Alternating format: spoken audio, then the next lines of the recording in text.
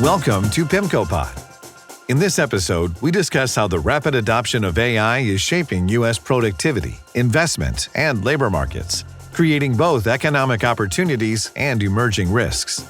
Stay tuned after the conclusion of the podcast for additional important information.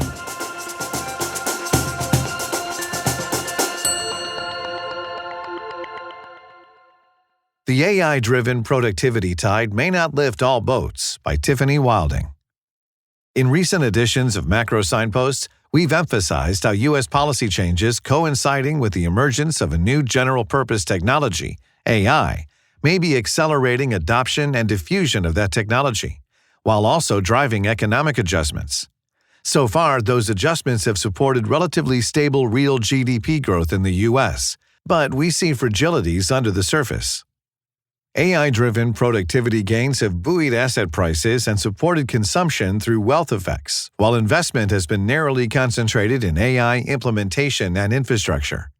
As a result, near-term U.S. economic performance will likely depend heavily on how the AI transition progresses. AI is a relatively new technology. Large language models, LLMs, as general-use systems for the broader public became available in 2022, with widespread U.S. business adoption only starting to accelerate in 2025, according to U.S. Census Bureau data. There are a lot of unanswered questions around how the economic adjustment will play out, whether AI will primarily be a substitute or a complement for labor, how quickly it diffuses across the economy, and ultimately who wins versus loses are all very difficult to forecast. Unlike past general-purpose technologies, which took decades to diffuse, AI use is spreading fast, with divergent consequences across the economy. Recent sharp declines in equity and loan valuations across AI-exposed sectors underscore these risks. Given the uncertainty, comparisons to historical economic transformations that followed the introduction of general-purpose technologies are natural. Specifically, the late 1990s diffusion of personal computers, networking, and the Internet, which drove a productivity boom, is a potentially useful study for today. However, there are important differences between the late 1990s and what is happening today.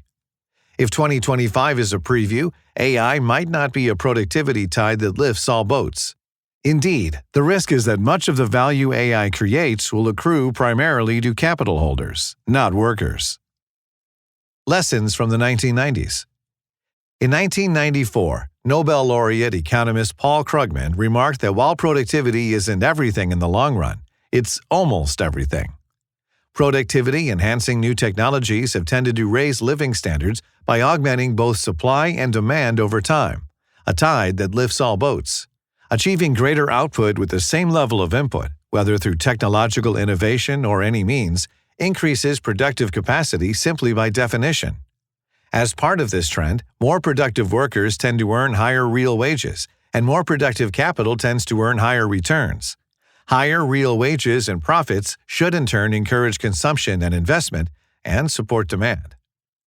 The late 1990s, when widespread adoption of personal computers and the Internet transformed the economy and service work in particular, illustrate this dynamic. As U.S. productivity accelerated, real wages grew in line with productivity growth. Workers were able to capture the economic value of their greater output. Labor's share of income also increased over this period, as did the labor input cost of the products and services sold, i.e., unit labor costs. Computers and networking made white-collar professionals more productive and better paid. Capital holders also benefited. From 1995 to the stock market peak in mid-2000, total returns from investment in the S&P 500 index were over 200% in nominal terms. Perhaps counterintuitively, stronger demand from higher real wages, combined with wealth effects from rising equity prices and greater capital relative to savings demands, likely contributed to the acceleration in U.S. inflation in 1999 to 2000, and likewise the potential for higher real neutral interest rates. Monetary policymakers responded. The U.S. Federal Reserve, after initiating an easing cycle in the latter half of 1998, reversed course and hiked the policy rate 175 basis points from 1999 to 2000 in an effort to manage inflation risks. With implications for today.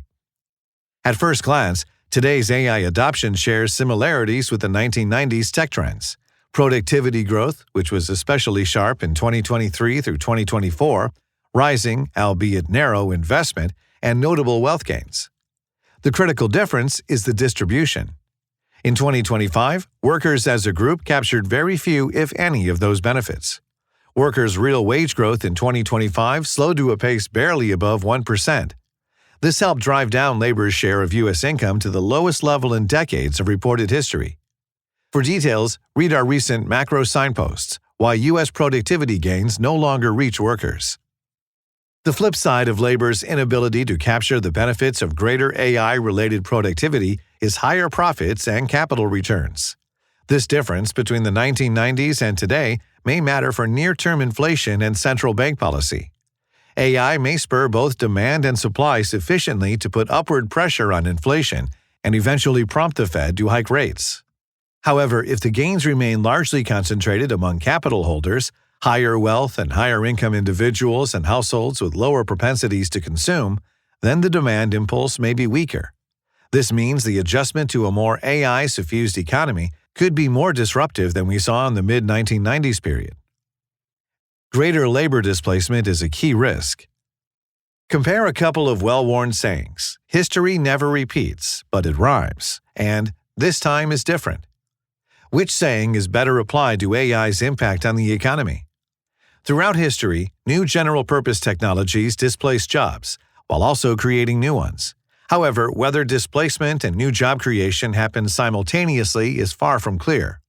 If 2025 is any indication, the risk is that labor displacement is the dominating force, at least at first. Which jobs are more likely to be displaced? AI specifically disrupts tasks that are key for occupations across sectors. Nevertheless, some occupations and sectors appear more exposed. By nature, more of their tasks could be disrupted or displaced by AI. A 2023 research study by Alundo et al. Suggests that sectors most at risk for task disruption are data processing, information services, e.g. software, and publishing broadcasting, followed by financial, professional, and technical services, and then retail. In contrast, construction, manufacturing, transportation, and personal social services appear less at risk. A detailed look at the labor market data suggests that AI-related job displacement is already happening, although so far it's been relatively limited. Entry-level hiring stalled in 2025 in the most AI-exposed sectors, and since 2022, we estimate, based on the same Alundo et al. Study, that cumulative U.S. employment in the most AI-exposed sectors has already declined by over 1% versus a 4% increase in employment across other sectors. Beyond the most AI-exposed sectors, it's estimated that approximately one-third of tasks performed by workers across the U.S. economy could be handled by the current LLMs. Most workers, even those in highly exposed occupations, also complete more AI-immune tasks. But if AI, hypothetically, were to displace only a small 2% share of these workers, it could lead to nearly 1 million fewer U.S. jobs, and the unemployment rate rising by 0.5 percentage points, assuming none of these workers leave the labor force. Equity market dynamics could amplify the economic risk. Price declines of AI-disrupted firms could dent CEO confidence and trigger layoffs. A recent research paper suggests that firms seem to adjust employment by roughly 1% for every 10% change in their stock prices. If we apply this math to the top 37 U.S. companies with the greatest potential AI exposure, and that have recently seen their equity prices decline by at least 10%, we can estimate that their most recent one-year net stock price declines could result in a negative employment shock of nearly 90,000 U.S. workers alone. Bottom line for investors.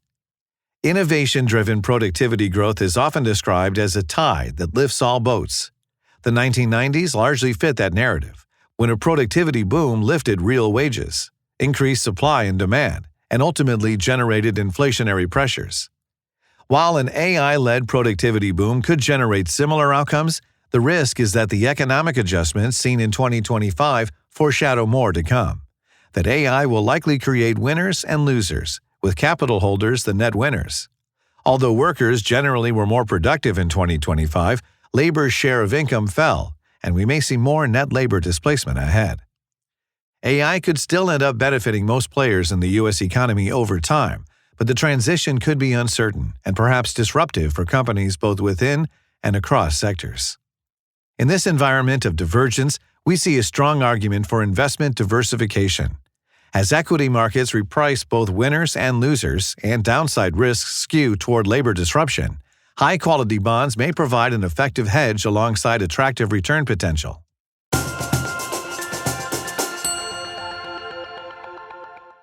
Thank you for listening. That was the AI-driven productivity tide may not lift all boats. For future insights, please follow us on your favorite podcast platform. Macro Signposts highlights weekly takeaways from the data analysis conducted by our team of economists and other macro experts. For PIMCO's official views on the global economy, please visit PIMCO.com. The discussion and content provided within this podcast is intended for informational purposes only and may not be appropriate for all investors. Reliance upon information provided in a podcast is at the sole responsibility of the listener. The information included herein is not based on any particularized financial situation or need, and it is not intended to be and should not be construed as a forecast, research, investment advice, or a recommendation for any specific PIMCO or other security, strategy, product, or service. Past performance is not a guarantee of future results. All investments contain risk and may lose value. Investors should speak to their financial advisors regarding the investment mix that may be right for them based on their financial situation and investment objective. Podcast may involve discussions with non-PIMCO personnel, and such content contain the current opinions of the speaker, but not necessarily those of PIMCO. Other podcasts may consist of audio recording of an existing PIMCO article, and such material contains the current opinions of the manager. The opinions expressed in all podcasts are subject to change without notice. Information contained herein has been obtained from sources believed to be reliable but not guaranteed. PIMCO, as a general matter, provides services to qualified institutions, financial intermediaries, and institutional investors. This is not an offer to any person in any jurisdiction where unlawful or unauthorized. For additional important information, go to www.pimco.com/gbl/en/general/legal-pages/podcast-disclosures.